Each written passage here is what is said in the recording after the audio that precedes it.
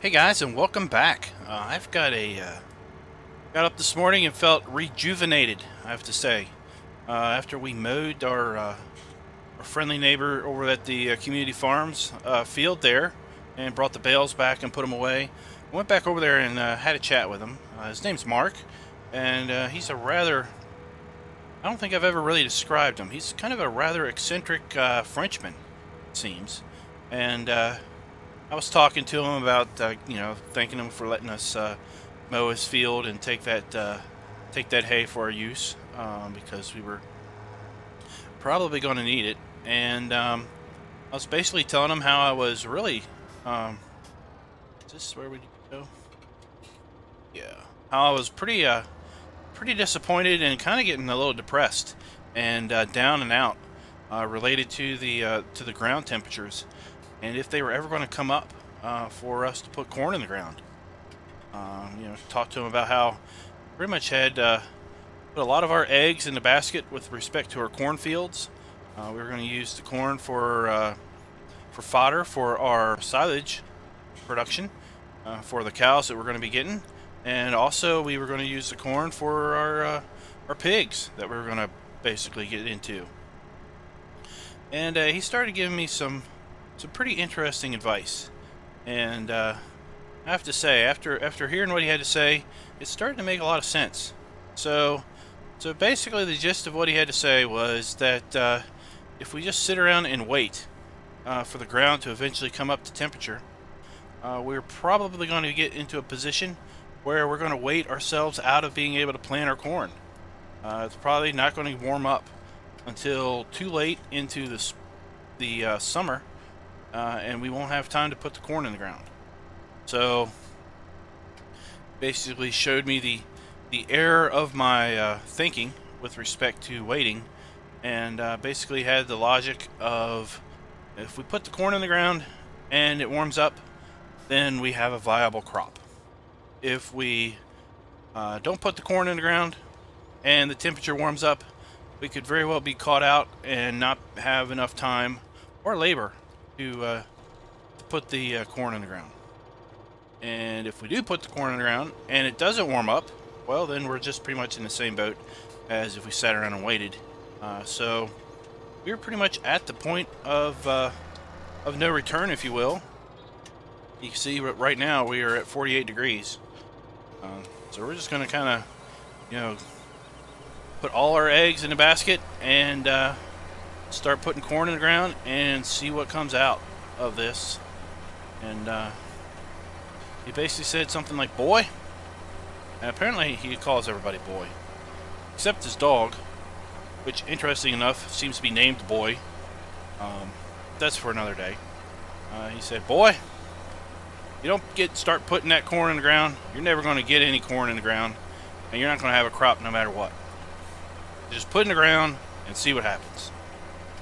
So I was like, "Oh, okay." So that's what we're going to do. We're going to put the corn in the ground and basically going to sit around and hope that we get 50 degrees for the end of June. And if it does, we'll have a viable crop of corn. If we don't see 50 degrees by the end of June, well, then we'll lose the field, but we wouldn't have been able to plant anyway. So it was kind of a double loss, lose-lose. If we wait and it does get to 50 degrees, we probably won't have time to put it in the ground. If it wait and it doesn't get to 50 degrees, then we won't have a crop anyway. So we might as well put the crop in and just hope it gets to 50 degrees. But if for some reason it doesn't, well, we're not really out anything other than a couple $1,000s in seed. And, well, you know what? I'd rather have a couple $1,000s lost in seed than end up with 3 or 4 barren fields because we just simply ran out of time and couldn't get it planted. So that's what we're going to do today. We are going to see how much corn we can get in the ground. Right now we are planting one of our silage fields that we plan on using to forage harvest this in mid-autumn, maybe, to start producing silage. And hopefully we'll get a yield out of both of these fields to fill up both of our silage silos and have enough silage for the coming year, so we won't have to worry about that, and we can pretty much focus on using our grass fields for hay and grass for our cows that we are going to be eventually purchasing.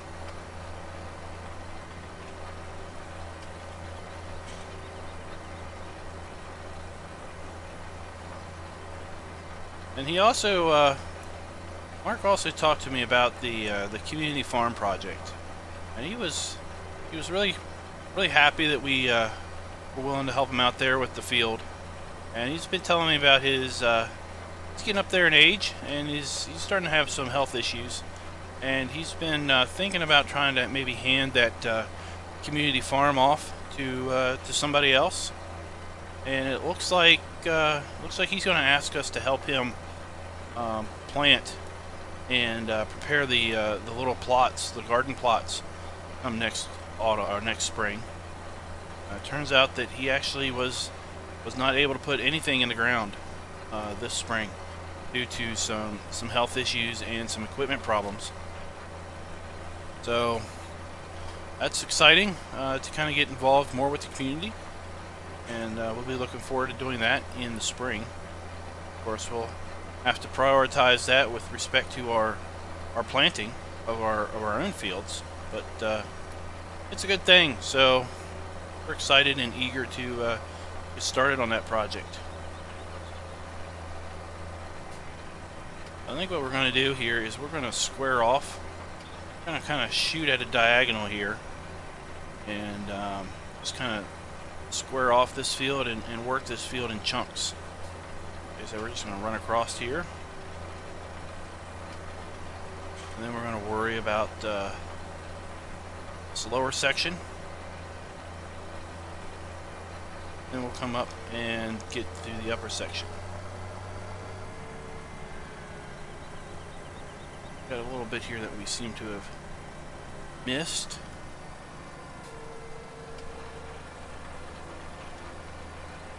Get that taken care of. We did bring our truck over with a tote of seed. This particular cedar is a really nice cedar, but I'm not really sure why the fertilizer. I think it might be. I think the two bins may be connected backwards or something. Because why there's so much capacity for fertilizer in this thing versus seed, and the amount of seed that we go through with this cedar, you'd think with this planter, I guess, you'd think that it would be the other way around. And the way it's looking, and we're going to have to fill this thing up a couple times. Oops. We're going to have to fill this thing up a couple times just to get this small field done, let alone the big field over there for our pigs.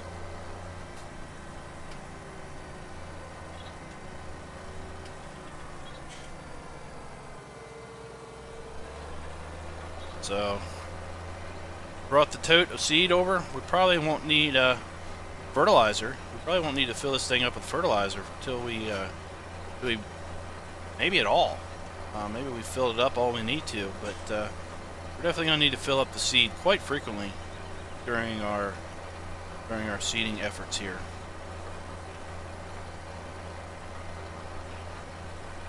So I'm just going to break into a little bit of a time lapse here, and catch you on the flip side once we're done this field.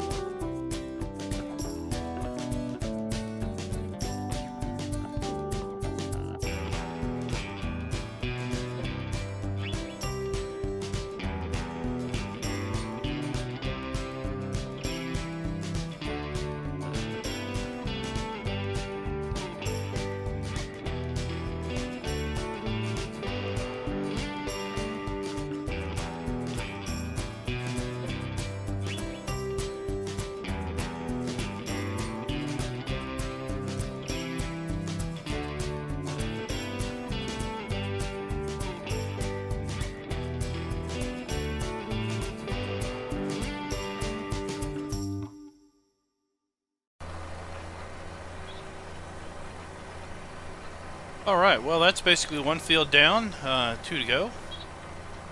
We will get over here and start working on this other cornfield.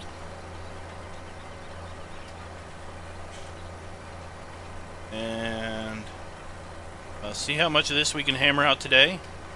We also were talking with Mark about that grass field. He seems very knowledgeable about the area.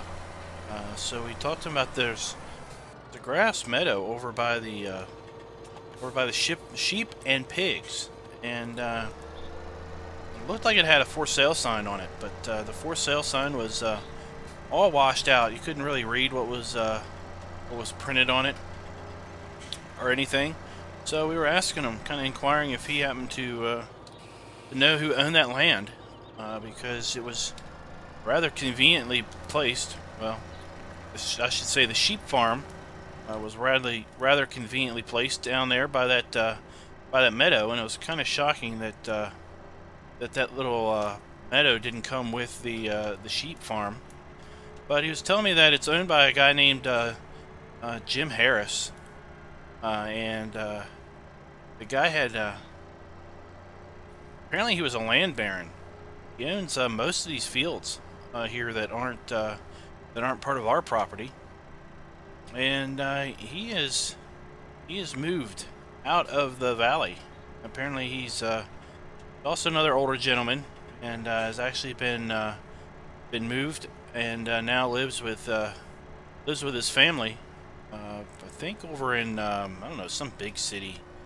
Not really sure. I think it started with a C or something. But at any rate, he now is not farming, and Mark seemed to think that if I gave him a ring, he would be willing to part with that field for a very, very good price, comparative to basically what it would, what it's worth. So he gave me some contact information, and I'm going to be ringing him up here, probably this evening, and seeing if we can't work something out, because that field down there is just right to support, I think, the sheep operations that we're looking to get into. I think it'll be able to support a couple hundred sheep fairly easily, and the wool that we get off of those sheep will probably pay for that field, probably in the matter of just one season. So we did make a deal with the local wool exporters to sell them all of the wool that we produce next spring. So we kind of already have a commitment to do that, to get into sheep, and it will basically save us a whole lot of effort in having to transport down a whole bunch of wheat or hay bales from the cow end of town to the sheep area. So like I said, we're going to ring him up and see what kind of a deal we can work out. Mark was seeming to think that maybe the guy was offering just a shade under 200,000, but it's been not worked for quite a while now, and he may be a little bit more desperate to get rid of that field. So I'm hoping maybe we can talk him down a bit, and maybe get in the 150 price range, but we'll just have to see what we can manage there. He's apparently John has apparently leased out a lot of these other arable fields for other farmers to work, but the grass meadow over there is pretty much unclaimed and barren. So we're excited to get into that opportunity, because one, we're going to need the grass for our cows.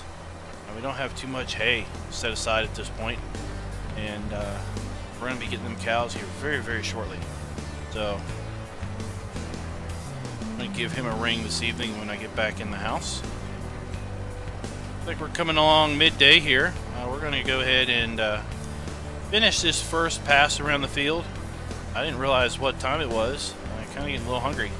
So we'll finish this first pass around the field, and we'll kind of jaunt up to get our truck and head back to the house for some lunch. And we'll be back here in the afternoon to hopefully finish this field up tonight.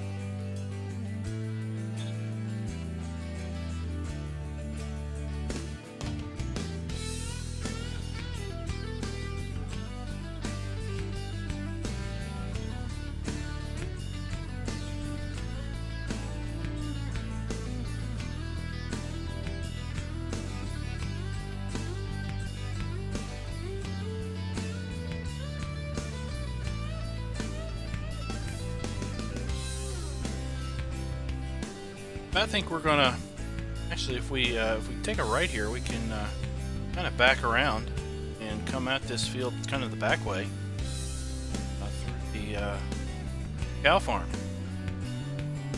Got a quicker run back to the house.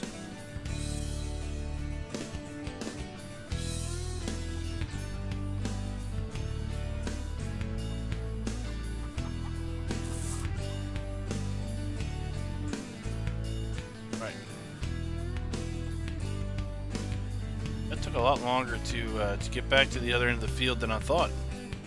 It's 1 o'clock already.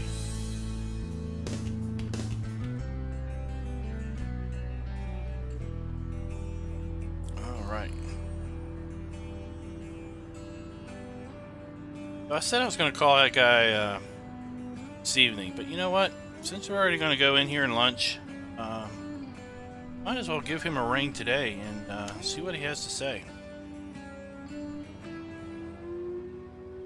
I'll be back with you right after lunch, guys. Oh, guys, that was a nice lunch, and glad I went on in there because, you know, I was thinking, why should I wait till tomorrow to give that guy a call? So I went ahead and gave that guy a call down there, and as it turns out, Mark had already called and talked to him, so he was kind of expecting me to call. Kind of knew what I was going to be calling about, and well, it looks like we're going to work out a deal. He had no idea that the sign had basically washed all the information off, and he'd heard from Mark what we'd done to help him out. He'd also heard about some other things that I had no idea Mark knew about. So I'm a little concerned that I might be might have somebody kind of spying on me, so I'm going to have to be checking over my shoulder here often, because he was talking to me about things that I'm pretty sure I never mentioned to anybody, and the things that happened happened when no one else was around that I know about. So not really sure how Mark knew about these things, but at any rate, we're going to get back in here and try to get this field finished for the rest of that should probably take the rest of the day. So there's our tractor. Go ahead and let's park the truck here, just on the other side of this bridge.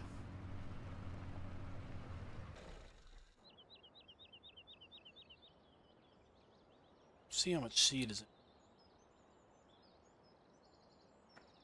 Should have enough seed to fill this up at least one and a half more times, I think.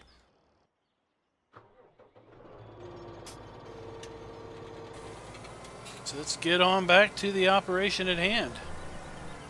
That is putting corn in the ground. We're going to make two full headland passes, and then we'll start. We'll turn on our GPS and start making our up and down passes.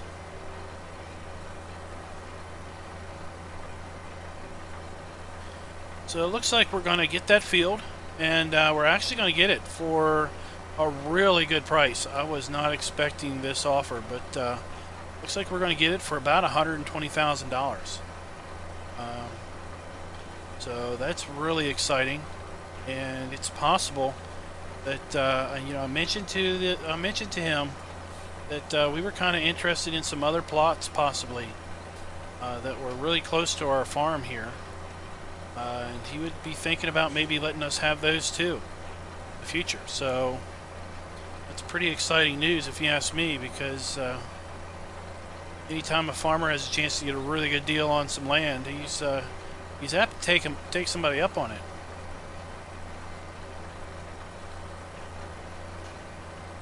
Just gonna finish this field out, basically see how long it's going to take us.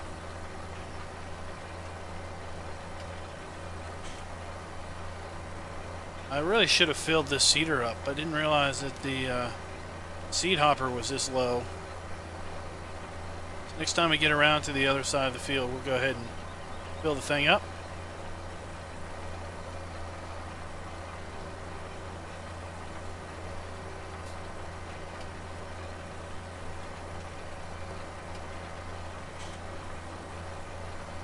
Back of our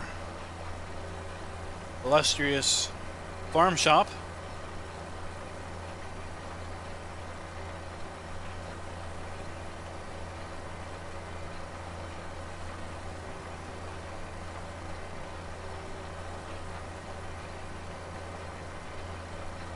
I don't know how much corn these two fields are going to produce for us as far as chaff goes.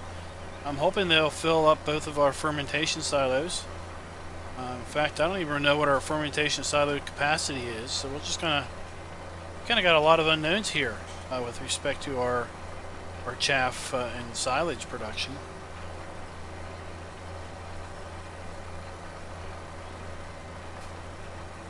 I also need to remember tonight to call down to the animal doc dealer and see what the deal is, when they think those cows are going to be coming in. I know he said that they were going to be coming in sometime in early spring. So tomorrow is going to be the middle of early spring. So we're just going to have to keep an eye on that, because we still need to get a water trailer. We still need to get some straw.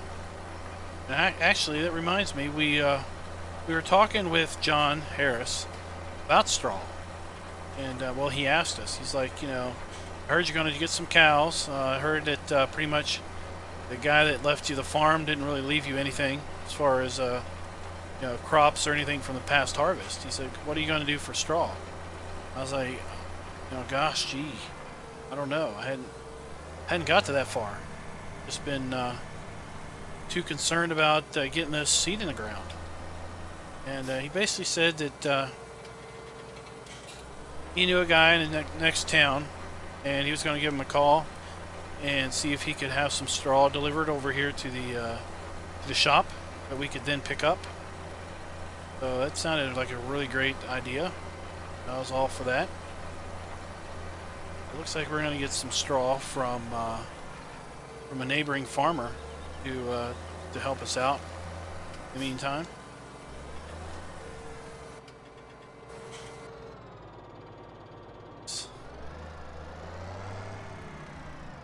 Back this into the drainage ditch.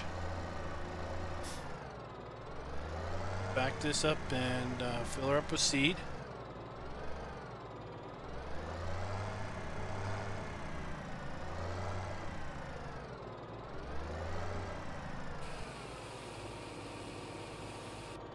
All right.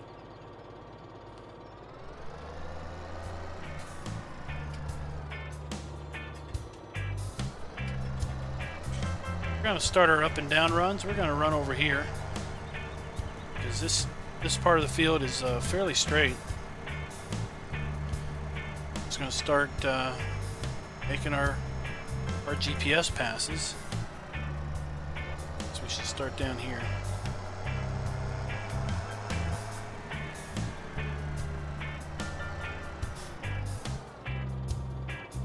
Go ahead and program up our GPS.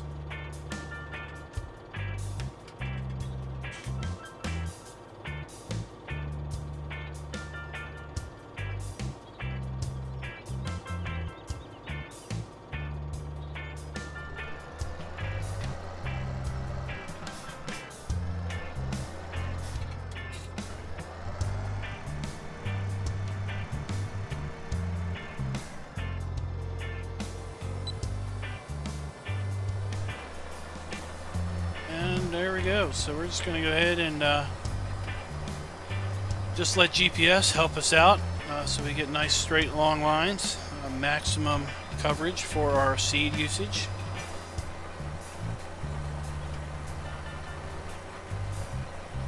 Looks like we are dead on center with that utility pole.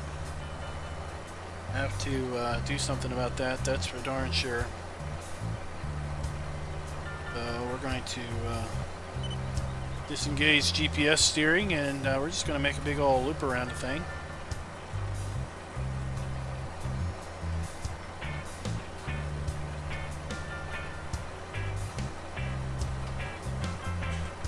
Get a little dizzy in the process, but hey, it's life without a little fun being dizzy, right? Might as well loop-de-loop this one while we're at it.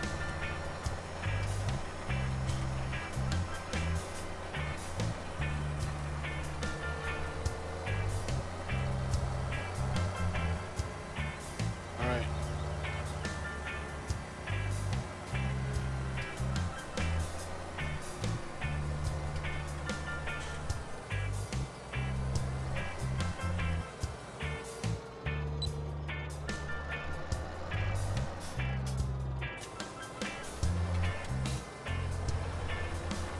Go. And we're back off to the races.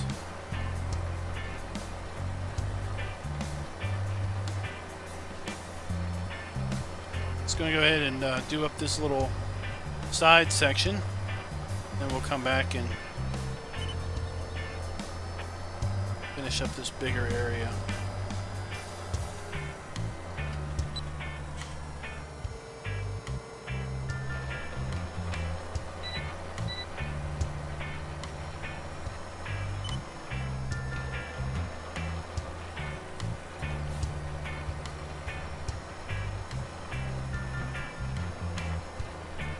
The rest of the summer is probably going to play out where we basically are going to be putting seed in the ground for our soybeans and our corn fields. Got one soybean field and one corn field after this one to put in the ground. Need to, I think John said that we would be able to probably take possession of the field in 48 to 72 hours. So we should should in a matter of a few days be able to go on down there and mow our first cut of that field and bale that into some hay. Also got our cows to get at some point.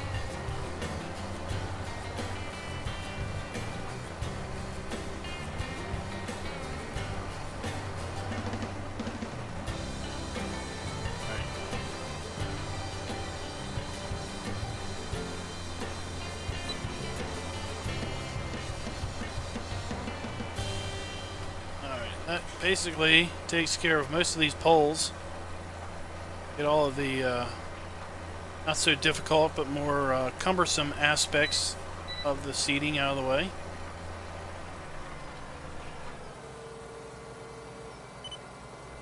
So I think I'll leave you all here with that, and we're just going to finish up this field tonight.